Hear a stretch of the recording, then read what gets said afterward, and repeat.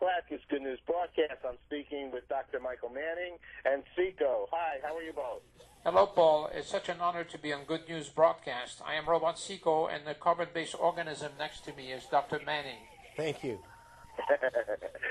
You're all brothers. Absolutely. You're in Washington, D.C. What are you guys doing down there? We're in Washington for the American Academy of Allergy, Asthma, and Immunology Association meeting. Okay. And allergy, Sico, do you get allergies? Every now and then I get allergies, so I have to take a special medication that doesn't cross the wire hard drive barrier. Dr. Manning will explain this to you a little bit more, but what I've been doing is speaking with children in schools and children's hospitals. I speak to them about science and technology and empower them to become more enthusiastic about their academic pursuit. But more importantly, I talk to them about the importance of thinking clearly and with an open mind.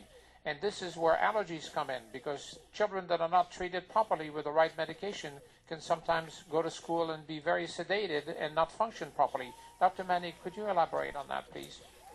Absolutely, Sico. And Thank you very much. What he's talking about is children with allergies have a significant problem in that they don't learn as well as their non-allergic counterparts. So allergies impact the way they sit and listen and learn in class, take tests.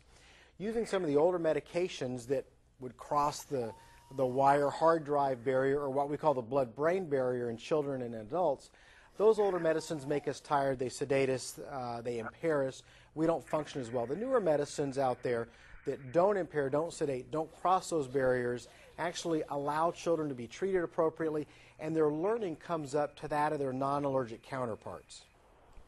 Okay. What is it, and do you think, I mean, there's different kinds of allergies as well, right, doctor? Now, when you say different kind of allergies, meaning? Well, there's dust, pollen, all kinds of, is it the same concept for every kind of an allergy that affects your? Well, you'll get the same type of reaction depending on what you're allergic to. Depending on what you're allergic to will also depend on when your allergies bother you. In the springtime, which we're coming into now, that's trees and grasses. So if somebody's very allergic to trees and grasses, they're going to have a lot of trouble in the spring. If it's weeds, they'll have trouble in the fall. And then things like animal danders, dust mites, mold spores will cause problems on a year-round basis. Certain medicines are better at treating some of those symptoms than others, or taking them on a year-round basis if you need it, than other medications. So, getting a child into the doctor, sitting down with them, describing what's going on, what symptoms they have, when they have those symptoms, then you can better customize a therapeutic approach for that child. Sico, how did you know? I know when I had allergy, they gave me some allergy tests. They put a little, like a pin into me, and they checked me about allergies, and I was allergic to almost everything. Sico, how did you find out that, do you have allergies? I do, but I just changed my oil and it sort of goes away. You should try that someday. And how did they discover them? How did you know you had them? I was sneezing and coughing and things of the sort, and for a while I thought I was just eating some bad batteries, but then I went to Dr. Manning and he discovered I had allergies, so he gave me the latest medication, and now look at me. With a big nose like me, I can breathe now. Took a panel off, did a little testing, and found out what was going on. Dr. Manning, was Sico one of your very special patients? Sico's a very special patient because he really helps us get the message out to children.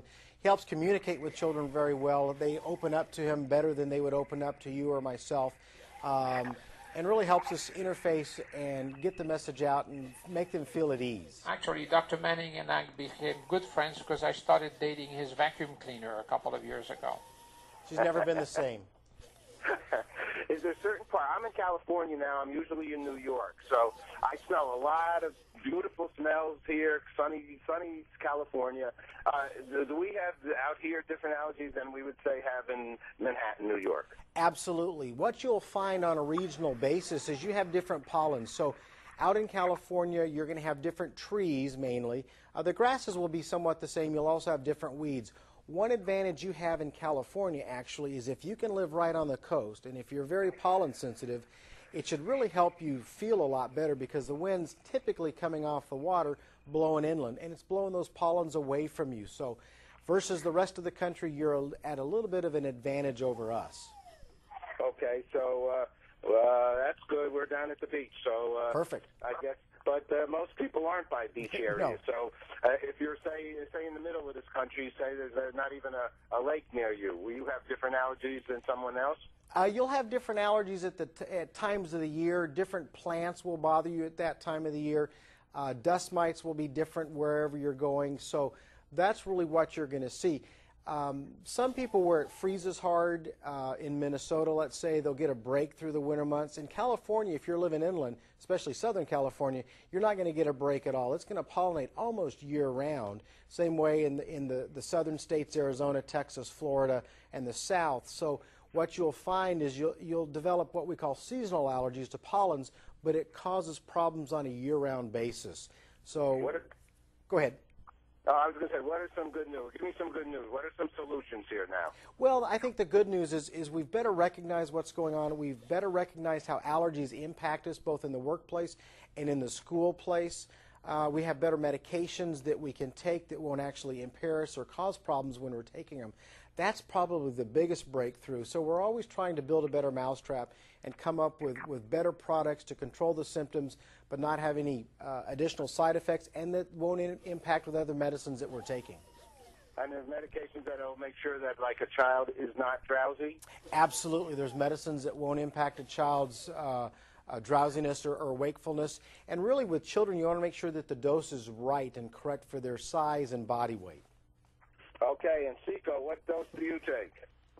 Oh, mostly just a tiny little bit, which I mix with battery acid, and it makes it wash down very easily. I'm really doing very well now, Paul, and it's an honor to have been on your show. Thank you for your interview.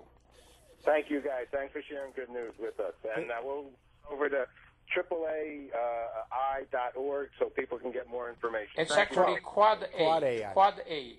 4 A's. 4ASI.org.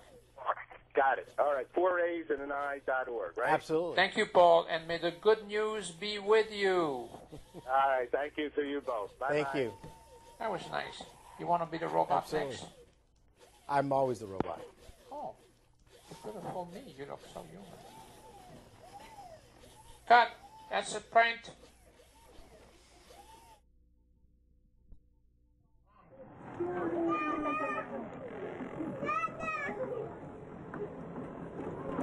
Dada, she's calling you Dada. Thank you, best friend. Give me a kiss. Give me a kiss. Oh, good job, Bye, baby. sweetheart. I love you so much. I love you. Hi, guys. It's nice to meet you. My name is Sico. Can I come in and play with you for a little while? Oh, yeah. Oh, yeah. Have a very nice. Well, thank you so much, all of you, for allowing me to visit your classroom. Oh, you want to say something to me? Yeah, I go if I'm going to be a scientist. You're going to be a scientist? I love hugs. I love kids. I can't wait to get married and have some floppy disk of my own. Okay. Show me where to go. Which way is Daddy? Where's Dad? This way? That way? Okay, let's go get Daddy. Let's go find Daddy. Bye. Hold on to me. Step right up on here. Okay. All right. Put your arm around me and look at the camera right there. That's a picture. Hold on, I'll get red eye.